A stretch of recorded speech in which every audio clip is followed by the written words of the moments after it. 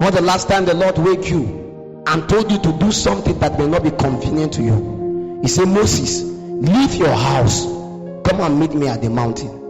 Abraham, leave your father's house. This one, do this one. This one, do this one. Those instructions that comes are a requirement for consecration. Why? Because even if the Lord anoints a man, it will require a certain level of instruction to keep that level of anointing. Many of us live our life anyhow.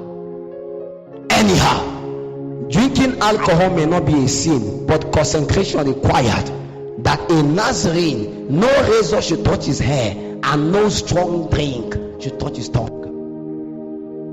The requirement of the anointing was a consecration that was supposed to be kept, and as long as that consecration was kept, is guarantee of perpetual supply of that presence and that power.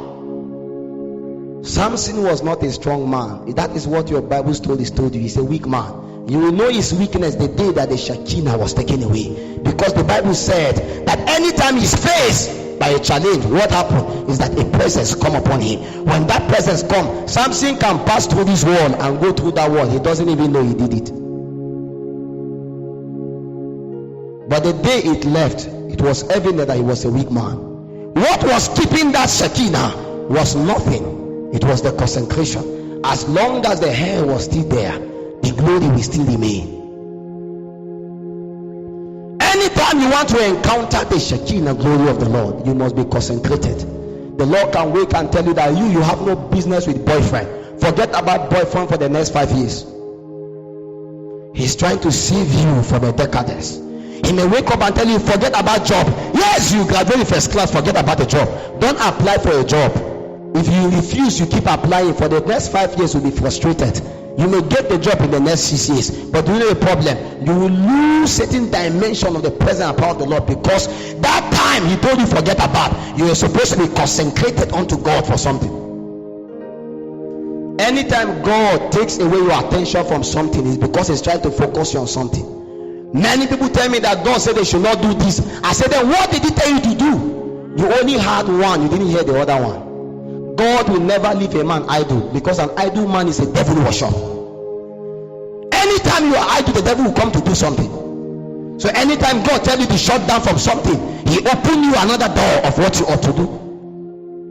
He will give you a new instruction that you must keep, and until you keep that instruction, your working with him will be jeopardized. Many of the miracles we desire from God is as a result of our disobedience. Because we walk in disobedience, we got certain level of consequence. Now we are crying to God for a miracle. Mind you, that miracle itself will only come if you can be obedient to God. Because there's every instruction to keep to any miracle. Say to this one, go and wash. To this one, this. To this one, this. Anytime you receive a miracle without an instruction, it can never be safeguarded. Because the instruction is the requirement for the concentration to keep it. Many of you, the Lord tell you to be fasting every Tuesday. Up till now, you have never started it. Why? Because you love food too much. I love food, but let me tell you the truth. If the Lord tell you to be fasting 3 times in a week, if you refuse to do it, forget about the Shekinah. Forget about certain level of glory. A concentration was put upon you, you didn't keep to it. God may tell you every Wednesday go and pray by the roundabout. It's priesthood, but it's consecration. Because anytime a man is consecrated, a demand of responsibility is put upon him. That is what we call priesthood. Obedient to that grant you spiritual authority. Obedient to that grant you advantage in the spirit. Obedient to that grant you rank in the spirit. Every man that is elevated by God is a man that is faithful in obedience. Even in the military system, you can never be rewarded for treason. Anytime a man go into treason, his neck is cut off. You are a rebel. You must be obedient for you to be promoted.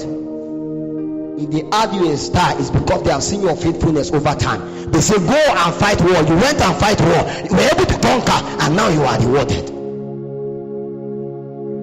When a man is consecrated to the Lord, he obey God naturally. Well, many of us, our life is not consecrated unto the Lord, and yet we want to carry the glory of the Lord. This is the reason why yet we are church members, yet we are also members of party halls. How our members in our churches are still members of party halls, And the problem is this: they are made perfect in the flesh. You say, oh foolish Galatians, how will you begin in the spirit and you end in the flesh? You don't just end in the flesh, now you are made perfect in the flesh. The flesh is dangerous, very dangerous, very dangerous. You may be a man of the spirit, you have never opened a blind eye, but go and just become a man of the flesh for one day and see what you can do. The wonders are too much. It took me a little time to understand the signs and wonders of the flesh. How that the flesh itself produce signs and wonders. It will surprise you what you will do in your flesh. When you are not concentrated unto the Lord, you give your flesh an advantage.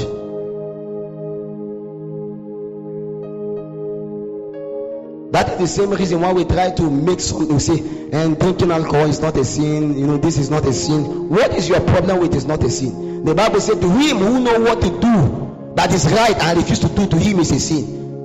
That means your prayerlessness can be a sin. Anything can be a sin. Your sleeping too much can be a sin. No, it's true. Your lack of fasting can be a sin. If you study the scripture very well, there are too many things that are sin that you may not believe they are sin. What made them to be sin was not because they are part of the 10 commandments. They were consecration that God gave to men. You may not apply them to your life. Your own may be very worse, because God can tell you never to keep punk. As simple as it is, it may never be a sin, but God can tell you not to do it. God can appear to you and say, don't wear trousers from today. Don't wear attachment from today. It has nothing to do whether it's a sin or it's not a sin. It's a consecration to you. That's just how it works in the kingdom. What is the demand that God has put upon you? If you want to carry the presence of the Lord, there is a demand. Many years ago, the Lord appeared to me and said, I must wait at night until night has passed.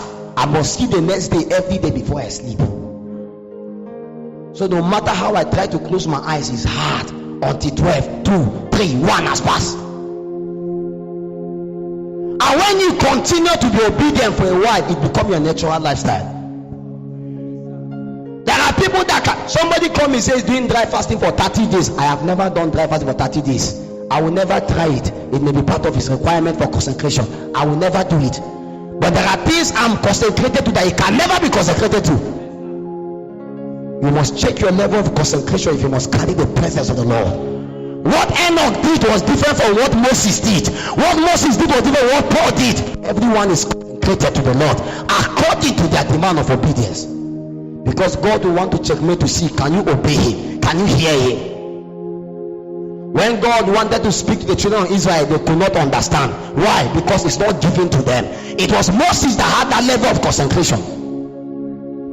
They didn't dwell with the Lord upon the mountain. How can they understand his voice? They can't.